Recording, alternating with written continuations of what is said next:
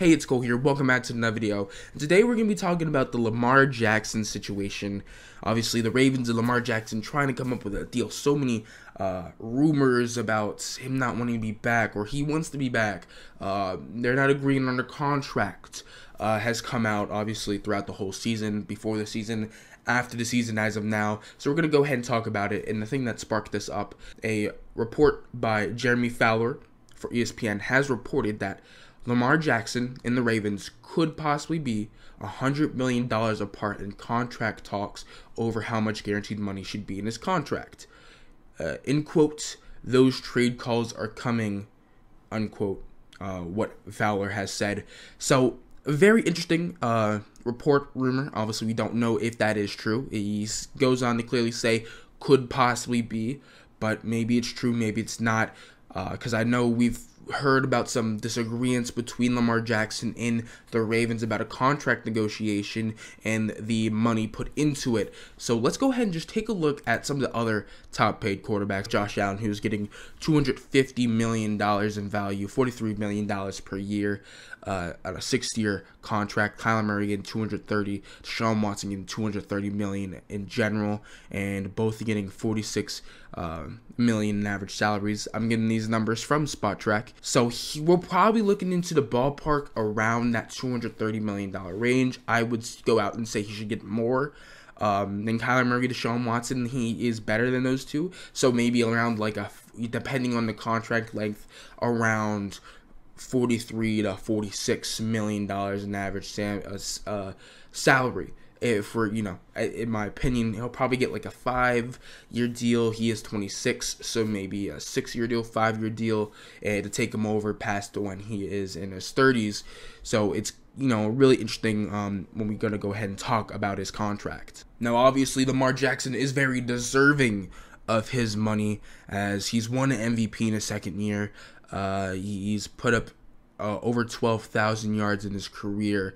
Had 17 touchdowns this season with the 12 games he's played, 7 interceptions, but overall he's obviously been such a dynamic player, a guy who can change the game for the Baltimore Ravens on the ground and also on the air. So he's very deserving of the money that he will get when he does sign a contract extension with every team he is getting that money from. Obviously drafted in 2018, 32nd overall pick, fell all the way down there because people thought he was a wide receiver, running back. He's not a quarterback, but hey, he's a quarterback, and he's a top 10, possibly top 5 quarterback on how you see it. Now, the injury concerns are there, and they are valid. He's only played 12 games in the past 2 years. The concerns on injury are valid. Now, talking about this year, did he possibly sit out? Is he really injured? Now, with the reports there, or what he has said, I can actually look that up. On January 12th, he says, "Thank you for everyone for your support and concerns regarding my injuries. I want to give you all an update as I'm in the recovery process. I've suffered a PCL grade 2 sprain on the borderline of a strain 3. There is still inflammation surrounding my knee, and my knee remains unstable. I'm still in good spirits as I continue with treatments on the road to recovery. I wish I could be out there with my guys more than anything, but I can't give 100% on myself to my guys and fans. I'm still hopeful we still have a chance." So he's at a PCL grade 2 sprain, possibly 3. I think he's sitting out for a good reason. I think he's out because he genuinely is injured. Michael Vick went on to say that he should go out there and just play and play through the injury. Just said it's the playoffs, man. You 3 games away. Put a brace on it. Get it going. Which I don't agree with. That is, again, very dangerous for him in his career. You look at RG3, he went out there, tried to play with an injury, and ultimately got that ACL tear in his rookie season. Obviously, there's tweets of him backing Lamar Jackson up and supporting him.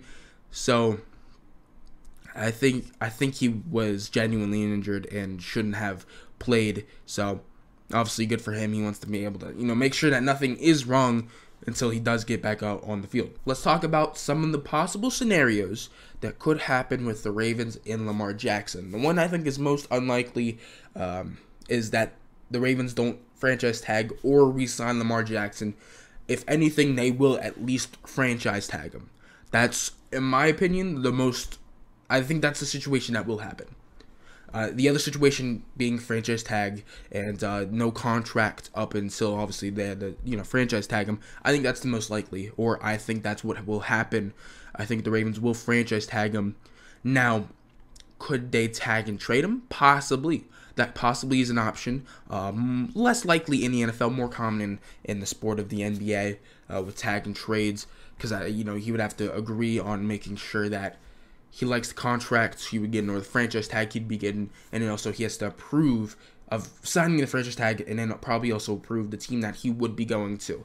So that is a situation or a obstacle that they would have to do if they did sign an franchise tag and trade him. Or they could just let him be on the franchise tag, try to figure out a contract between next year, and maybe they just do the old Kirk Cousins and keep franchise tagging him. But then I don't know. Now, obviously the best thing for the Ravens is just to sign to a long-year deal. Again, we don't know what the dollar sign numbers, we don't know what the amounts are being thrown out with Lamar Jackson in the Baltimore Ravens, but so we don't know how close they are to a deal, and obviously this is the best thing probably for the Ravens and Lamar Jackson, but who knows. And let's talk about some teams that he could possibly go to. Let's go ahead and start with my Washington Commanders. I think there could be definitely a possibility if they want to go ahead and try to make a trade. Ron Rivera is, you could say, desperate to try to get a winning season, a really good season, because he'll probably be the coach this year. He will be the coach this year. But after that, when the owners officially kind of get in, they get their own offseason to do what they want. He's most likely gone if we haven't done anything major this coming year, because obviously the owner would want their own guys, their own head coach, their own coaching staff and GMs. So he's desperate, and I think there's a possibility where we could see, if available, they try to make a trade, because they've tried to make trades of other quarterbacks, obviously, in the past with Carson Wentz. They signed Ryan Fitzpatrick. That obviously didn't work. And Taylor Heineke's cool, but he ain't that good. Let's keep it a stack. Realistically, he's not that good, and he's not going to go ahead and take the Commanders to the next level. So let's talk about another team here. Another one, the Seattle Seahawks. Obviously, they've had a lot of history as of recent with mobile quarterbacks, Russell Wilson and then Geno Smith. And going here would be absolutely amazing for Lamar Jackson. Get to play with DK, get to play with Tyler Lockett. A decent offensive line. You get to play with Kenneth Walker and Rashad Penny if he is back. And you got a decent defense. I mean, a defense that's definitely getting better with Jamal Adams once he's back healthy. Tariq Woolen, and they'll probably get somebody in the draft. They'll probably trade that pick, to be honest, if they did possibly go after Lamar Jackson. But overall, I think this would be an absolutely great trade for the Seattle Seahawks to go ahead and get their franchise quarterback after Russell Wilson. And I think that's pretty nice for the Seattle Seahawks. Let's talk about one more team here, and that's going to be the Miami Dolphins. Obviously, I'm gonna guess they're still high on Tua, but who knows? After the 3 concussions I believe he had during the season last year, can you trust him to be healthy with his head, with his brain? But can you trust him to be your franchise quarterback? He definitely was better with Mike McDaniels. He's shown a lot of growth this past year. But you're talking about Lamar Jackson here, again, a top 10 quarterback, possibly top 5 quarterback when healthy and all said and done. So it's going to be really interesting to kind of see what the Miami Dolphins could do, because obviously they've been trying to go all in the recent years, getting Tyreek Hill, getting Bradley Chubb. So maybe they go ahead and maybe do a Tua Lamar Jackson swap. Obviously, there would be more picks involved and more of their assets for the Baltimore Ravens. But who knows? Maybe Lamar Jackson goes to the Dolphins and Tua that goes to the Ravens. Again, who knows? We're all just speculating here. We'll see what happens with Lamar Jackson in the Baltimore Ravens. So, again, we'll see what happens. If you guys enjoyed this, don't forget to like, subscribe, and share for more content like this. Go ahead and follow my TikTok, where I post a lot more videos, a lot more short videos that may not necessarily make sense for a video here. Go ahead, that will be in the description. My Twitter will be in the description. And, I'm ready for this offseason. It's going to be a lot of fun. Obviously, the Super Bowl is right around the corner, so I'll see you guys next time. Peace out.